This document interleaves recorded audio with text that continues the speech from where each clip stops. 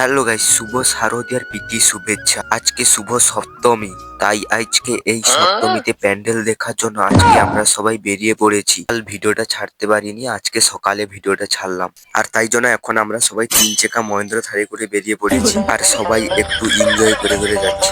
আর guys এখন আজকে 3 চাকা মহেন্দ্র ধারে করে বেরিয়ে পড়েছি একটা যাওয়ার জন্য। আর প্রায় 1-2 দিন না, আমার 1-2 ঘন্টা এই আমাদের মহেন্দ্র ধারে জার্নি করে এখন আমরা ঠাকুর দেখতে চলে এসেছি। একরার সব থেকে সেরা প্যান্ডেল এইটা হয়েছে, আমার সব থেকে এইটা ভালো লেগেছে। তোমরা সবাই দেখো প্যান্ডেলটা কিরকম লাগছে তোমাদের। তোমরা ভিডিওটা লাস্ট পর্যন্ত দেখো, আরো অনেকগুলো প্যান্ডেল আছে তোমাদেরকে পরপর দেখাচ্ছি। দেখো এই যে একটা প্যান্ডেল দেখে নাও।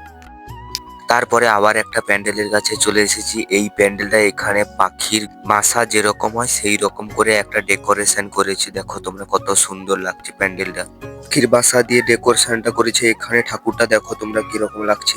আর এখানে চলেছে যে এখানে আদিম যুগের সেই রাক্ষসদের মতন প্যান্ডেল গুলো হয়েছে কিরকম। আর এই প্যান্ডেলটাও আমার ভালো লেগেছে। তোমাদের কিরকম লেগেছে তোমরা অবশ্যই কমেন্টে বলবে। প্যান্ডেলটা দেখো তোমরা সবাই।